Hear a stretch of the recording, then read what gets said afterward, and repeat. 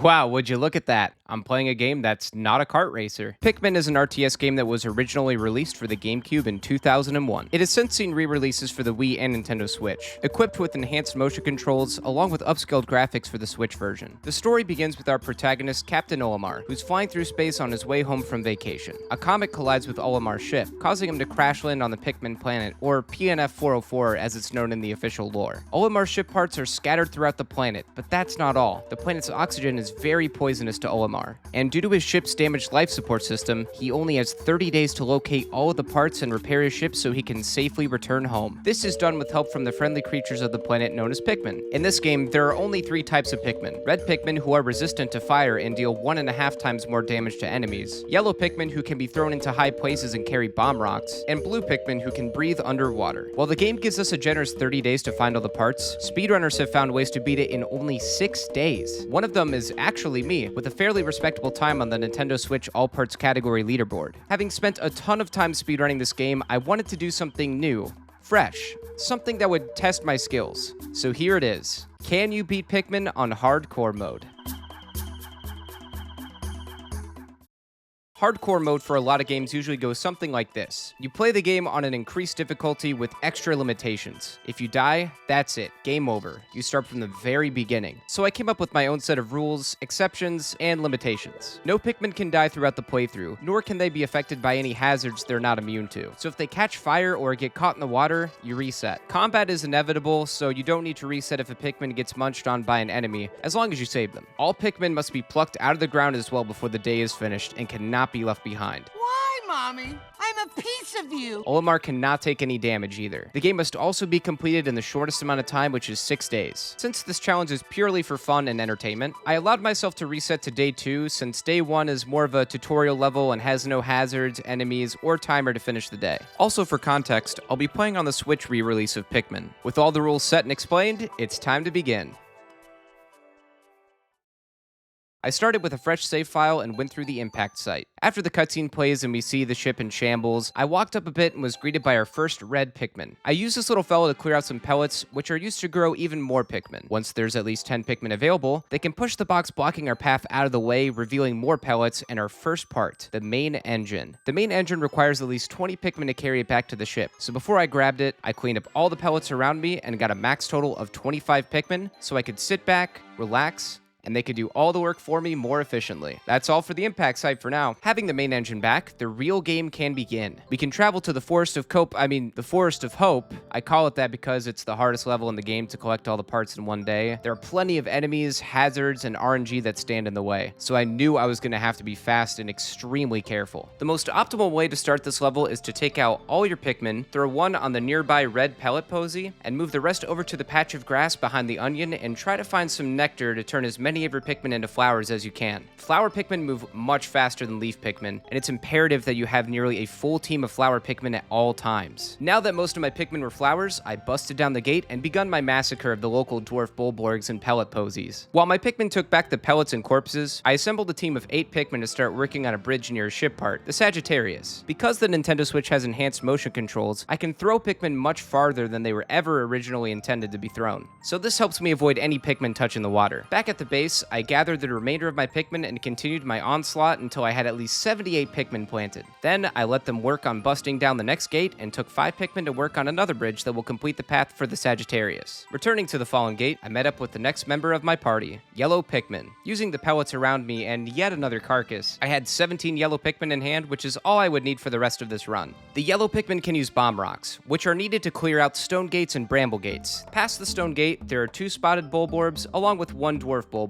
The spotted Bulborbs I can pay no mind to, but the dwarf Bulborb will need to perish. Moving the box the way Nintendo intended, I took my team across the very narrow path away from the dark depths of the oceans and onto the first boss fight, the Snagret. I don't know about anyone else, but these guys were a big part of the reason why I couldn't play this game when I was younger. Thankfully, it's not a hard boss fight. If the Snagret burrows out of the ground, you can swarm its head and usually kill it in one cycle. After it descends to hell, the Snagret will drop the Geiger counter, and as long as you put at least 20-ish flower Pikmin on it, they'll reach the base unharmed. From here, I get an extra 5 bomb rocks and have the rest of my Pikmin take back the Eternal Fuel Dynamo. The bomb rocks are used to clear out the stone gate by the base, along with some enemies and a black bramble gate. Past the gate, there will be some more enemies that we need to take care of, except for the Bulborb. If you throw one Pikmin up near this ledge where this plant is and wake up the Bulborb, he'll be mesmerized like a baby looking at jingling keys and let the Pikmin sneak past with the Nova Blaster. I got some more bomb rocks to help clear out some gates, and here's where things get interesting. You see this bramble gate in the water? Well, by throwing a yellow Pikmin holding a bomb in the right spot, they'll drop the bomb off at the top of the gate, and by holding A to grab a Pikmin and swapping them out by pressing R, we can save our yellow Pikmin from a watery grave. While the Nova Blaster gets carried back, I took 9 Pikmin holding bombs over to the gate that has the extraordinary bolt behind it. With precision and a little luck based on enemy placement, I can get the gate down in one swift go, and he's dead.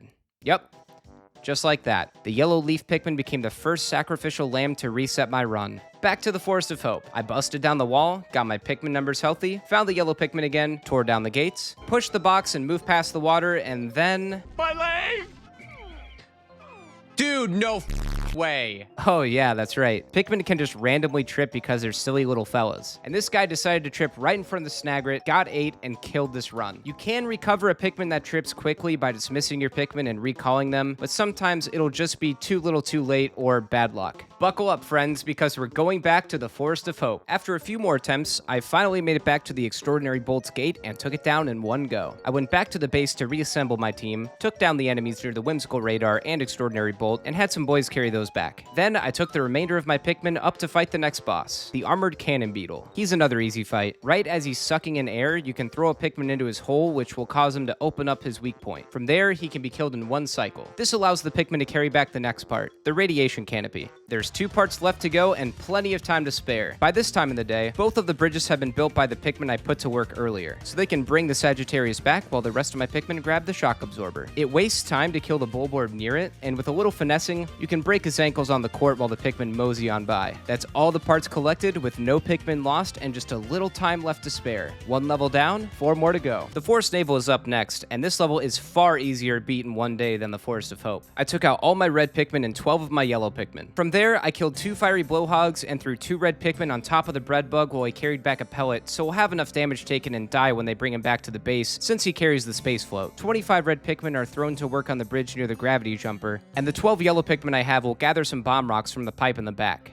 This is where the Pikmin swap trick that I did back in the Forest of Hope will come into play again. Before I move on to the next section, I need to make sure that this Wollihop takes a leap towards me, so he's far enough away and won't attack any of the Pikmin carrying back parts. With 6 bomb rocks, I open this gate where I'll have a boss fight with Beady Longlegs. After taking the gate down, I dismiss my yellow Pikmin and use my reds to kill the dummy thick Puffstool. Oh yeah. Who drops the Omega Stabilizer after he decomposes into the ground. 30 red Pikmin take back that part, while 25 come with me to fight Beady. Beady has 2 different starts to his fight. If the bread bug is alive, he'll drop down really fast, but if the bread bug is dead, he'll hang in the air for a bit and drop down dead in the center. The ladder to this fight is safer, so I went into the center, waited a few seconds, and threw my Pikmin into the air so they'll latch onto Beady as he drops down, which will help me get a quick kill. Beady's death is pretty fun. He opens up like a party ball from Super Smash Bros. And reveals some pellets along with the guard satellite. 20 red Pikmin will carry this back for me. I gathered the rest and walked back to the Pikmin who finished the bridge by the gravity jumper and clocked them back into work. I still needed to open another gate by the base, so I had some of my Pikmin carry a dead fairy blowhog towards the blue Pikmin onion while I busted down this gate with my last 6 bomb rocks. I also had to make sure that I had at least 7 spaces open for my blue Pikmin since we can only have 100 at a time. So I put a few red Pikmin back and made my way to the blue onion. It wouldn't take long for tragedy to strike, and I had a complete brain fart moment and led some red Pikmin into the water.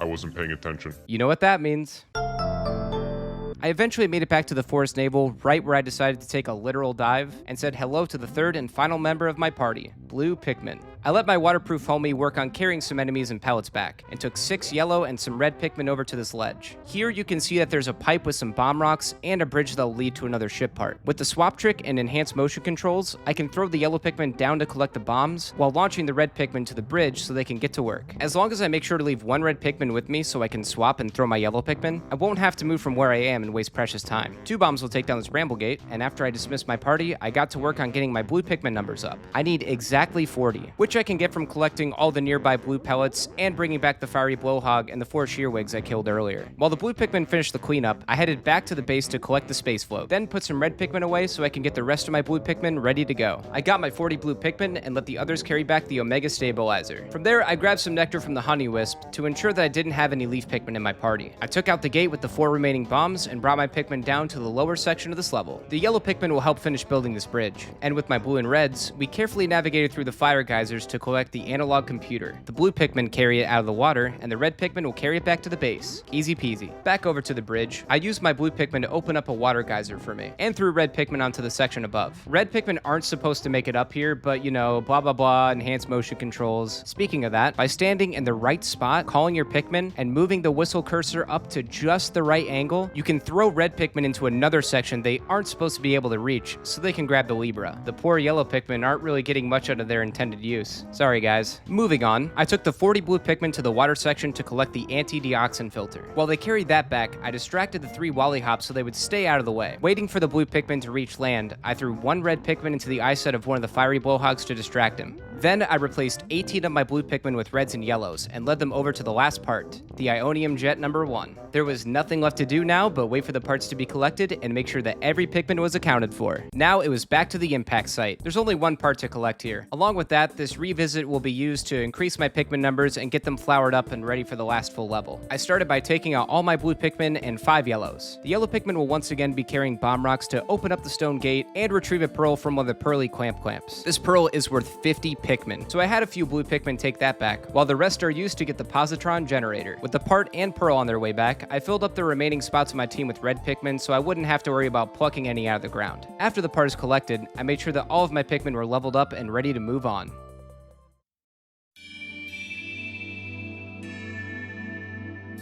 I took out all my blue Pikmin and threw a handful of them onto this narrow stone path to get the repair type bolt. While that gets carried back, the rest of the team will kill some shearwigs and get to work on this bridge. I don't need to collect the bolt just yet, so I called the blue Pikmin off of it, put a couple extra fellows on the bridge, and moved the rest over to take on this puffy blowhog at the top of the level. This guy goes down pretty easy and drops the interstellar radio. 22 Pikmin will bring that back, while in the meantime, I headed back to the yellow onion and took out 10 yellow Pikmin. I went back to the now completed bridge, got the massage machine, and made sure my yellow Pikmin were packing heat. While I waited for the massage machine to be collected, I took down the Blackstone gate and threw some Pikmin on the repair type bolt. Here's where this level gets really nerve-wracking. By day 5 in the distant spring, there are 2 enemies called snitch bugs that appear and have random spawn points in the level. They won't usually kill your Pikmin, but they swoop down and pick them up, then drive them into the ground. To beat this level in 1 day, we need to make sure that all of our Pikmin are accounted for. Even just 1 missing Pikmin will mess things up. Thankfully, I had some good luck and both the snitch bugs spawned right next to each other. With them out of the way, it takes a whole lot of stress off my shoulders. I fought another armored cannon beetle who dropped the bowsprit after his defeat. I only need 30 Pikmin to take that back, so that amount of Pikmin will work on a nearby bridge, and the rest will come with me to grab more parts. I'll need to open up some more gates, so I got 9 more bomb rocks. While the yellow Pikmin wait patiently, 25 of my blue Pikmin will bring back the pilot seat, 15 take back the Ionium Jet 2,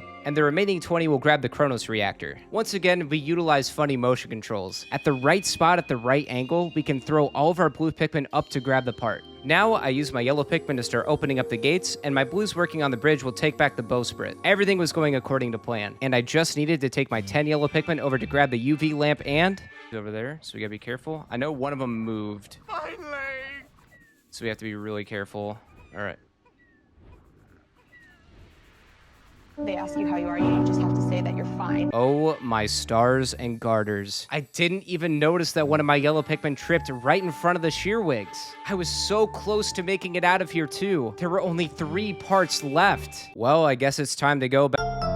The rest of the stream, I couldn't get any runs past the Forest of Hope, so I decided to try again tomorrow. Surely tomorrow will be better. Not even close. I grinded my butt off for hours and couldn't make it past the Forest Navel. This challenge was truly unforgiving, and I was starting to believe that I might have bit off a bit more than I could chew. But hey, what's one bad day of runs? Tomorrow was a new day, and I was determined to see this through. After hours upon hours of attempts, I finally made it back to where my best run left off. With the bowsprit in tow and my yellow Pikmin in hand, I took them over to the UV lamp where they finally got to use their ability to be thrown into high places. It wasn't over yet though. I still had 2 more parts to bring back. Gathering my blue Pikmin, I threw one into this pit so he could be used as a distraction, while the others would help bring back the last 2 parts. 35 of my Pikmin were put onto the zirconium rotor, and the remainder were used to get the gluon drive. Now usually, the gluon drive would need to be collected by building a bridge and having the Pikmin carrying it over, but if we kill the 3 nearby shearwigs in just the right spot, we can use them to push the gluon drive into the water, which will change the pathing the Pikmin usually takes so they can bring it back to the ship without the bridge. But before they can go back, I would need to make sure that this Wally Hop was out of the way. Finally, all the parts were collected, except for one. After you get 29 parts, the last level is unlocked, the final trial. The final trial is a big puzzle where you're supposed to solve it utilizing your Pikmin and their strengths. We don't really need to do that though. I started by having my blue Pikmin work on the bridges, then took 6 yellow Pikmin to grab bombs so they can bust down the gates. 10 Pikmin are needed to move a box out of the way before I battle the final boss. Man, these motion controls really make this game a lot easier. With the table set and the gate and bridges taken down and completed, I brought all of my blue Pikmin back and replaced them with reds so they could take down the boss faster. This was it, the final boss, Emperor Bullblax. The best way to defeat him is by having a yellow Pikmin throw a bomb into his mouth to stun him, then unleash the red Pikmin onto his face to deal damage. One bad throw would seal my fate. Here we go.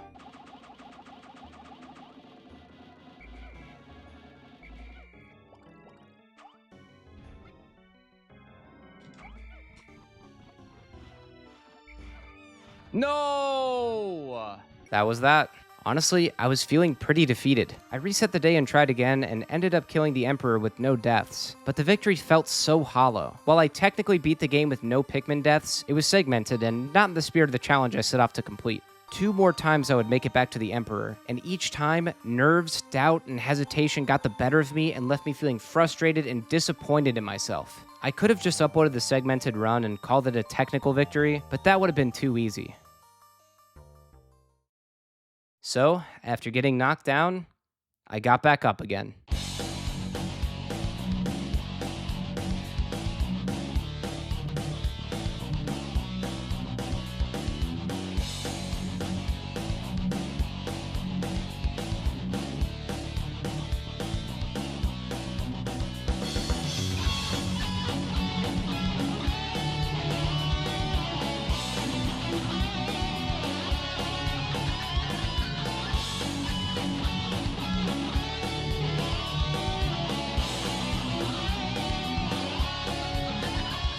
Soon enough, there I was, at the final trial again, waiting to face the Emperor and prove myself that I was capable of completing this challenge. And this time, I wouldn't doubt myself or hesitate mid-fight.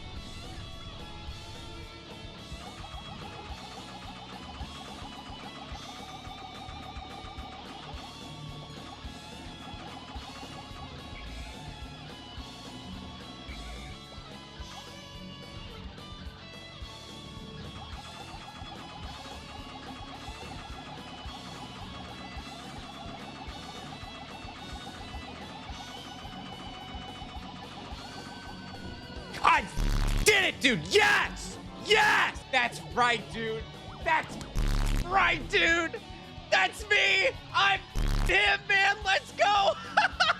The challenge was finally completed. You can beat Pikmin on hardcore mode. If you made it all the way to the end, thank you so much. I know this isn't a kart racer challenge, but don't worry, I have plenty more coming your way very soon. As always, if you have any suggestions for new challenges, be sure to comment them down below. Don't forget to like the video and subscribe if you haven't already. It helps out the channel a lot. Also, I stream all of my challenge runs live on my Twitch channel, so if you'd like to check that out, I'll leave a link in the description along with other links to my social accounts if you want to keep up with anything else I do. Thanks again for watching, everyone. See you next time.